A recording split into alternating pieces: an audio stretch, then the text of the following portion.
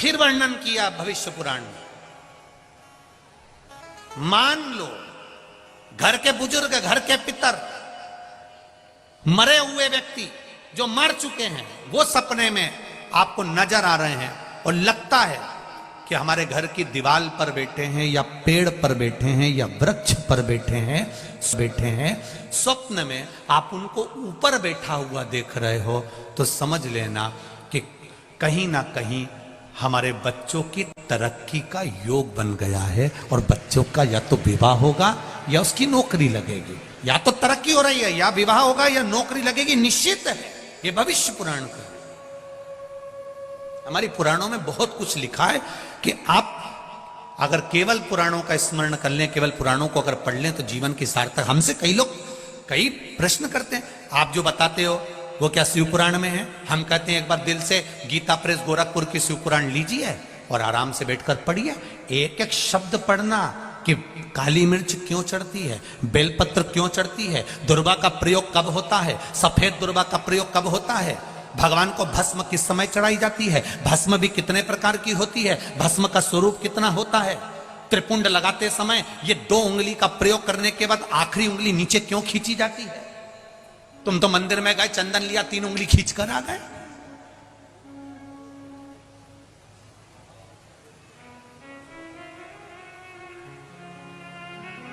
उसको समझो कि उसका कारण क्या है।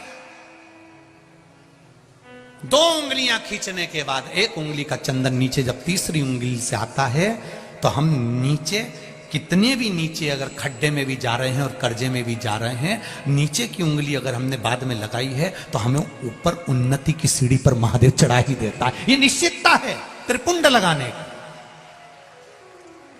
ये त्रिपुंड लगाने की निश्चितता है हमारी।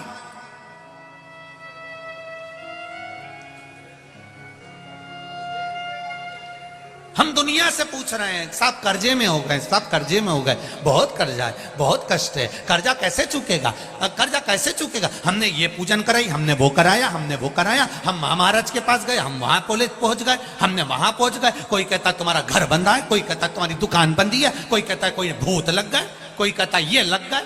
कुछ नहीं लगा, ये कर्म की गति है, कर्म की गति। ये मेरे भाई लोग बैठे हैं, इनको मालूम होगा, एक ऐसी सील आती है, सील ऐसी मोहर, उसमें उल्टा लिखा होता है, पर कॉपी पे ठोको तो सीधा दिखता है।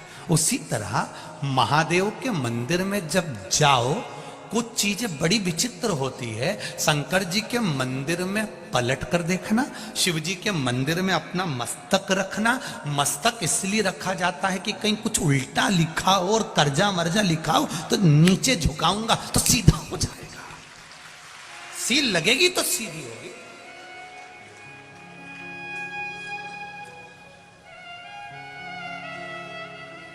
हम कई बार माताओं से कहते हैं आप जल चढ़ा कर आइयो, आपके पास में चंदन नहीं है, आपके आसपास में कुछ भी सामग्री नहीं है, और आपको लग रहा है कि आज मुझे बाबा को त्रिपुंड लगाना है, कुछ नहीं है, तो भी ये उंगली तो भगवान ने दी है, लगा दिया, हो गया।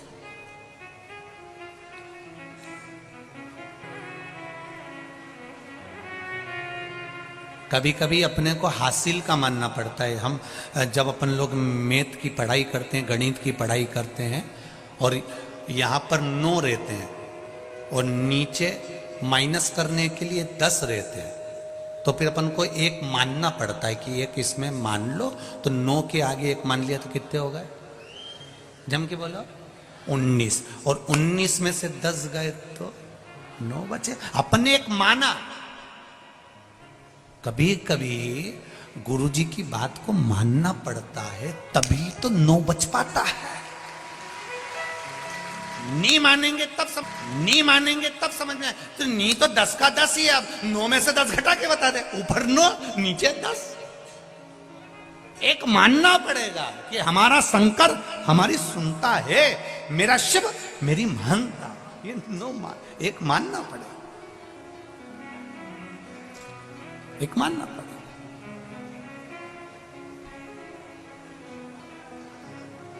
तब हमें कुछ प्राप्त हो सकता।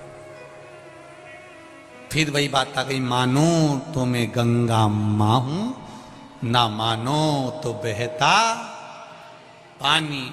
जिसने गंगा माँ को पहचान लिया वो दूर दूर से कानपुर में गंगा नहाने आता है, और जिसने नहीं माना वो कानपुर में रहने के बाद भी गंगा नहाने ही नहीं जाता है। जिसने माना वो माना, जो नहीं माना नहीं माना। लोग मकर संक्रांति पर, शिवरात्रि पर, सावन महीने में दूर दूर से आके गंगा नहा रहे, और अपन किसी ने पूछा क्यों जी तुम गंगा नहाए? बहुत भीड़ रहती है, बहुत भीड़ है।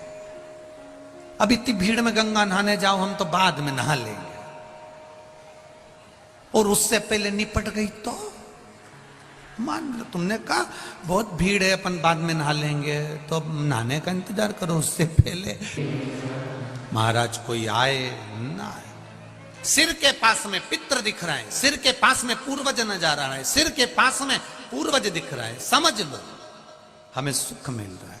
चरण के पास स्वप्न में दिख रहा है, समझ लो दुख मिल रहा है। आए और गए, समझ लो दुख तो आएगा पर चले जाएगा।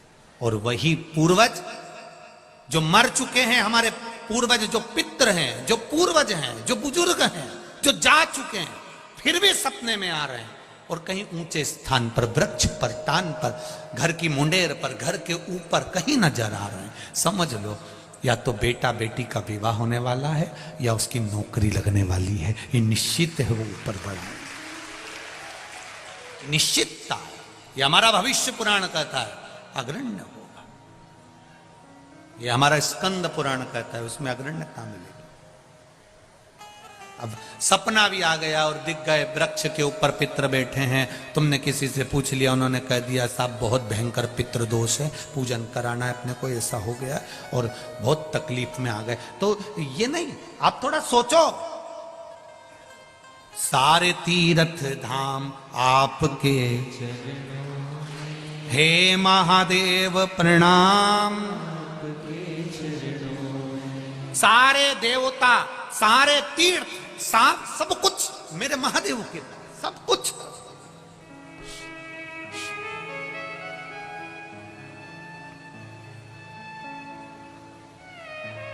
सब कुछ है उसके,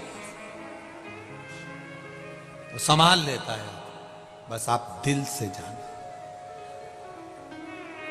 राहु, केतु, चंद्र, मंगल, शनि, शुक्र, बुध, ये सारे जितने भी ग्रह हैं ना, इनकी एक एक की कथा लिखी है इस शिव महापुराण में।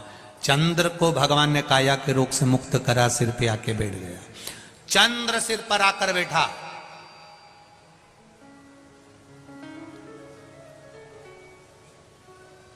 केतु का गला कटा, राहु का गला कटा, भागे।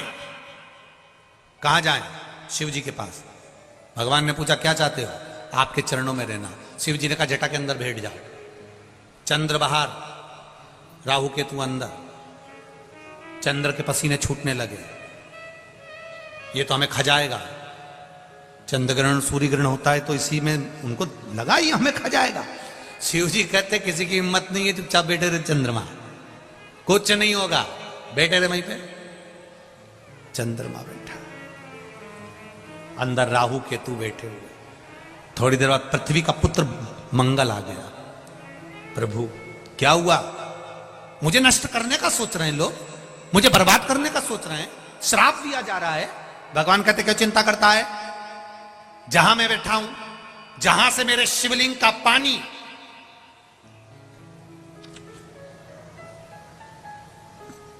मान लो ये शिवलिंग, जहां से जल गिर रहा है, जहां से शिवलिंग का पानी नीचे गिरे, और नीचे गिरे जहां से पानी बस मुड़ेगा, मंगल तो उस जगह पर बैठा मिलेगा। बैठे रहे, काय को चिंता करता है? कुछ नहीं होगा। मंगल वहां जाकर बैठ गया। राहु आया, केतु आया, मंगल आया, बुध आया, शुक्र आया, शनि आया। शनि का पांव टूट गया, चरण में लग गई। शिव जी के पास आ गया, भोलेनाथ मेरी माता ने मुझे श्राप दे दिया, मेरा चरण बेकार हो गया। शंकर भगवान क्यों कहते हैं जा मेरे नंदन वन में पहुंच जा। नंदन वन, काशी पहुंच जा। नंदन वन में गया, क्या करूं मैं? उसने एक शिवलिंग का निर्माण करा, पूजन में लग गया। सोमनाथ जी का शिवलिंग चंद्रदेव ने बनाया था, तो काशी विश्वनाथ का शिवलिंग का निर्माण शनि महाराज ने किया था। शनि ने कर दिया। पूजन करें। बाबा मेरा पांव तो टूट गया, सही कैसे होगा? शंकर भगवान कहते चिंता मत कर शनि महाराज, चिंता मत करो, तुम्हारा पांव ठीक होगा, थोड़ी पांव में लचक रहेगी पर पांव ठीक हो जाएगा, मैं बैठा। तुमने शिवलिंग का निर्माण करा, पूजन करे। गुरु पूजन करे, बृहस्पति आनंद में पूजन कर रहे हैं, शनि कर रहे हैं, राहु कर रहे हैं, केतु कर रहे हैं, सारे देवी देवता वहां शंकर के पास में निवास कर रहे हैं, सेवा कर रहे हैं, और हम उससे वंचित रह जाएं और सोचें कि सारे ग्रह मेरे सुधर जाएंगे।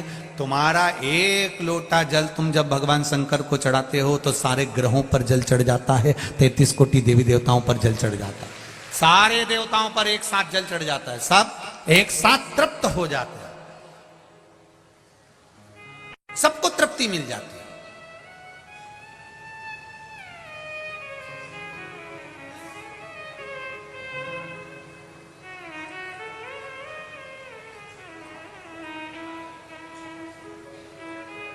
बस उस पर विश्वास भरोसा पूर्वक, मुझे तेरा ही सहारा है।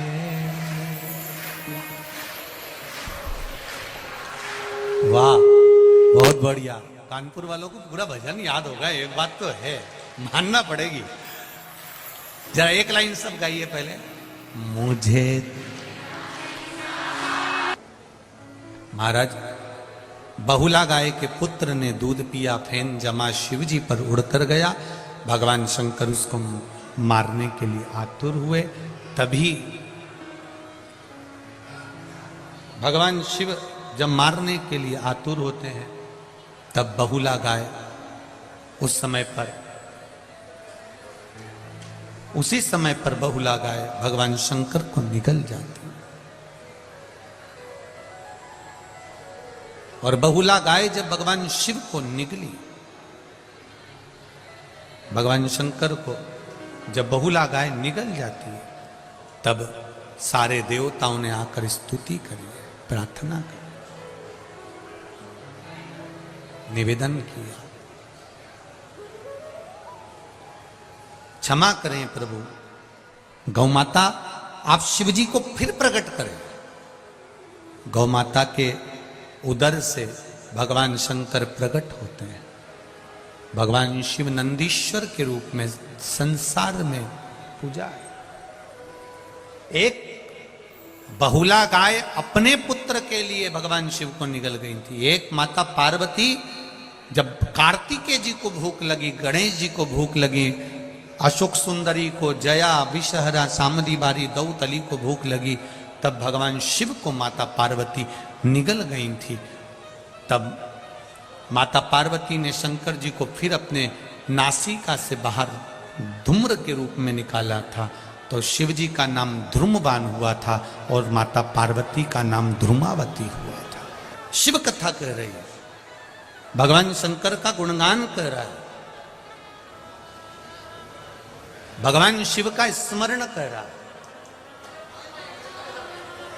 माता पार्वती का नाम ध्रुमावती पड़ गया और शिवजी का नाम ध्रुमवान पड़ गया। शिवजी ध्रुमवान बन गए।